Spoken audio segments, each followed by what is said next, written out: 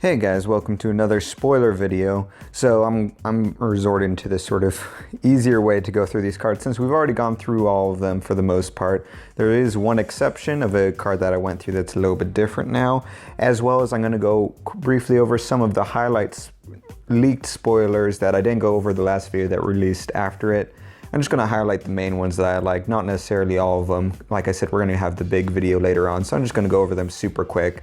But first we'll go over the spoilers that were over tonight. So we got the higher quality things so I can actually read the titles properly.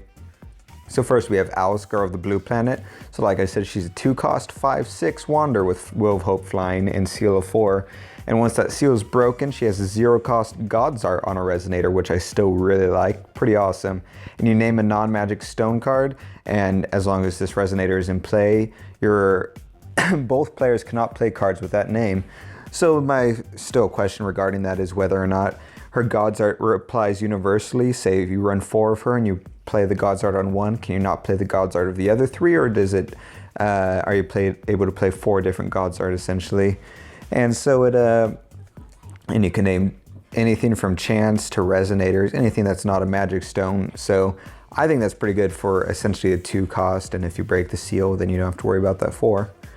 Next we have Dark Alice. This is a really pretty card now to see actually legit. So she's a 5/5 Wanderer as well with Will of Hope, and when she enters, you remove all resonators from your opponent's graveyard, and she gains a 100 counter for each one of those cards. And you can remove or when she leaves your field for a non-field zone, so anywhere from graveyard to removed area to your hand, just anywhere, for every 1 counter on her, you get a 100/100 Shadow Resonator, so that'll be pretty awesome. Just that on its own makes it a pretty good 2-cost Resonator in my opinion. But on top of that, she passively releases the seal of all darkness spells and cards that you control. So whether that's a spell or an addition or a Resonator, the seals of those darkness cards are now just automatically going. So Kaguya, Love of the Moon, this is 2-cost 6/6 Wanderer. Melissa's getting the dogs out.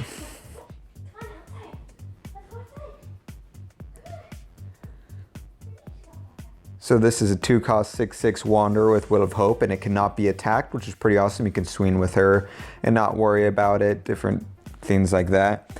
And she has Seal of 10, so that's a lot of seals, but she is green and blue, so if you have something that breaks the seal of either or both of those colors, you'll be fine. But once that seal is broken, she gains 2/2 in flying, and instead of drawing a card whenever you would draw a card, you put a card from your graveyard into your hand instead.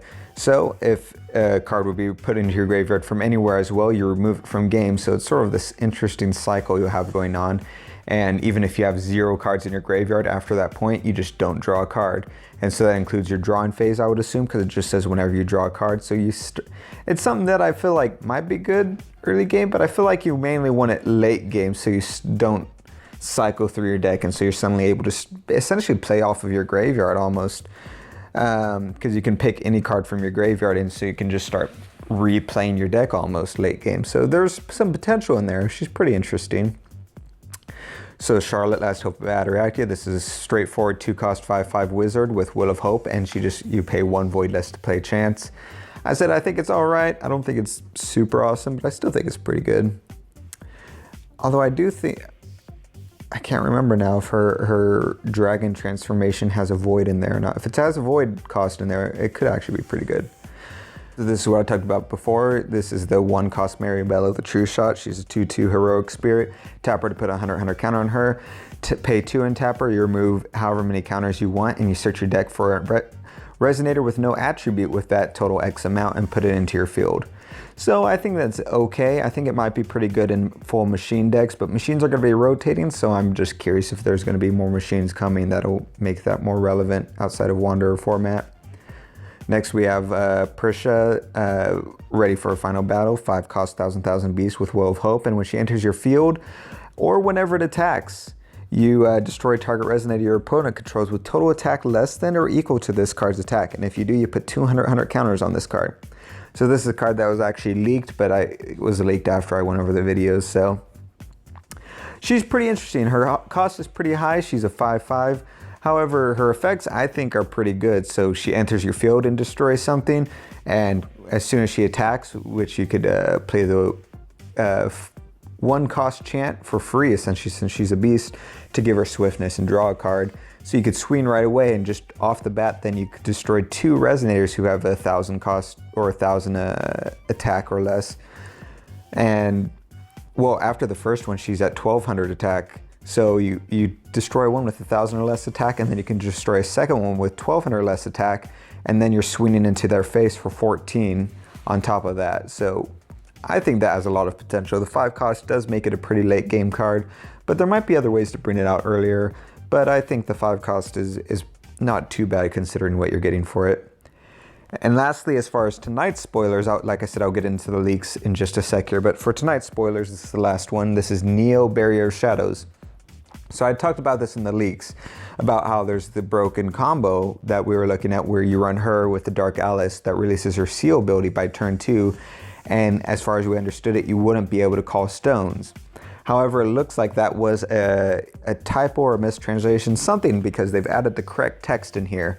Hopefully that correct text will be in the actual printed card when it comes out and we don't have a weird situation with that. But it passively makes your opponent pay 1 void more to play activate abilities of resonators they control. And it has Seal of 8, which, like I said, can be deactivated just by like the Dark Alice resonator. And that seal makes it so your opponent cannot play non-will activate abilities. So before it just said your opponent cannot play activate abilities, which according to the CR at the time at least, included calling stones as far as we understood it. I think a couple judges had confirmed that as well. But luckily they've changed it to non-will activate abilities, so that not only applies to now you can still call stones, but you can still call stones with the resonator that calls stones that was spoiled a little bit earlier. You can still tap your Sacred Elf because that's a will activate ability. Different things like that are still on the table, so it's not as big of a lockout. I was kind of hoping it would still lock out things like Sacred Elf, but unfortunately not as much, but that's not too bad. It's still a pretty decent card, I think, in my opinion. So moving on to some of the leak cards we haven't gone over yet.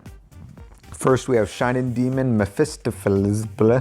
So this is a 2-cost 5/5 demon, so it's cool we're getting another demon with Will of Hope, and he has the ability of you can rest 2 recovered resonators you control to rest target J resonator. So that's pretty cool. I think that's just a good effect just on its own that could be worked in multiple decks, and that includes himself. You can rest him. It'll be obviously this is the intent because it's red yellow, really good in your Lumia deck, because now you're not only are you resting your resonators to probably rest an opponent's resonator to stop them from doing abilities or blocking or different things like that, but now because they're rested, you can do her blink ability at end of turn. So you can have him on the field if you played Hook and bounce 2 of their stones.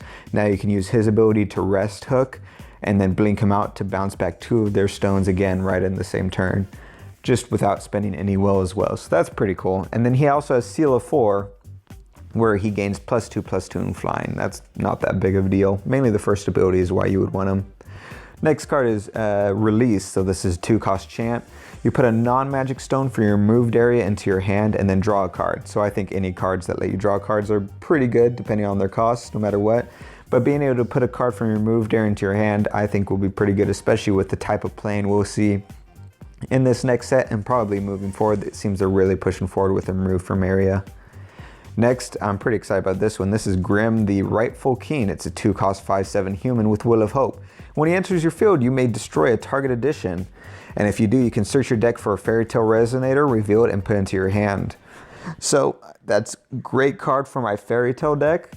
Obviously being able to search for Fairy Tales and being able to destroy additions as well on top of that, because I don't really rely too heavily on green removal or anything like that, is extremely helpful. And so I'm pretty excited for that. This one I'm also excited for. So this is 2-cost. It's Light Dragon's Egg. It's a 0/400 dragon. And when he goes to your graveyard, you get to put a 6/6 Light Dragon token with flying into your field.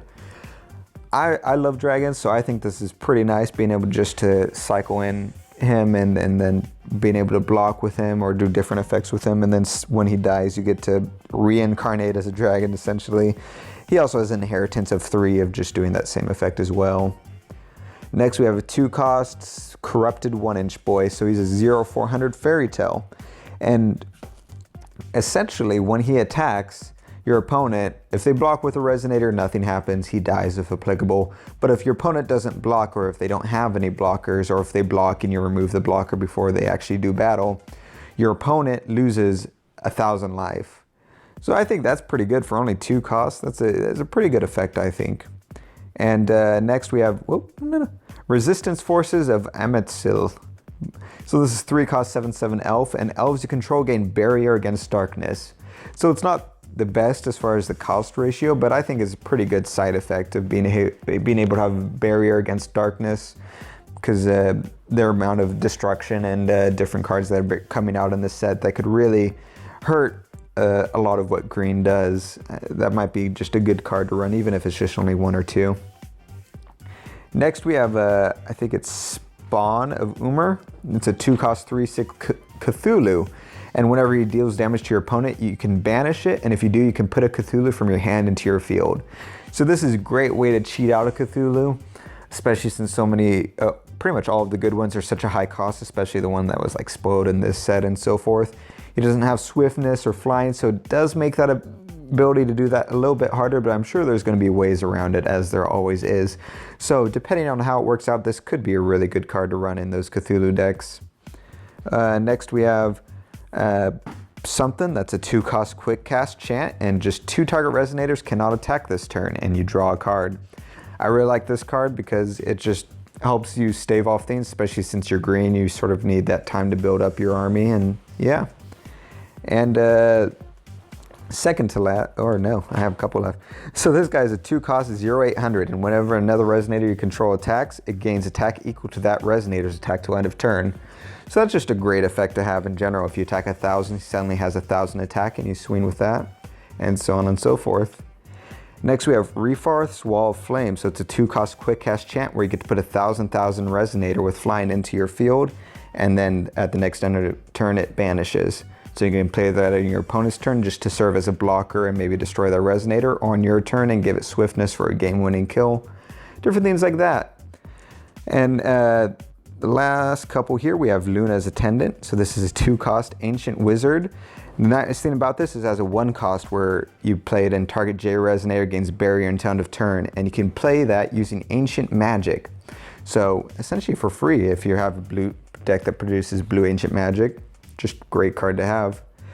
Next is Flames of Nyapapapapap. It's a 1 cost 2/2. Flames of what? Napatapadapa. It's a weird name, don't worry about it. So it's a 1 cost 2/2 resonator, and you can banish it to produce 1 red will, which on its own is actually pretty good. But it has Seal of 5, where you banish it and you produce 3 will instead. So that's pretty awesome, especially if the seal is broken early game, and being able to play that 3 pretty quickly. That'll be pretty awesome. And lastly, we have Detachment. So this is a 2 cost chant with quick cast, and it just puts target attacking or blocking resonator on top or bottom of its owner's deck. And I like this because it's a blue spell that helps with essentially removal of resonators. So if it's a resonator that's strong but maybe a high cost that they cheated in, or something that's hard for them to get in, you might want to put it on top of their deck so they're stuck with it and maybe can't play it. Or if it's something that's easy to play but you don't want them playing it because it does hurt, you can put it on the bottom of their deck. So you have options, and it's nice to just have a removal spell for blue. So yeah, that's about everything that we're going over. The next video we'll have regarding this stuff, we'll possibly be going over just all the remaining cards we haven't gone over, so look forward to that, and we'll see you guys next time.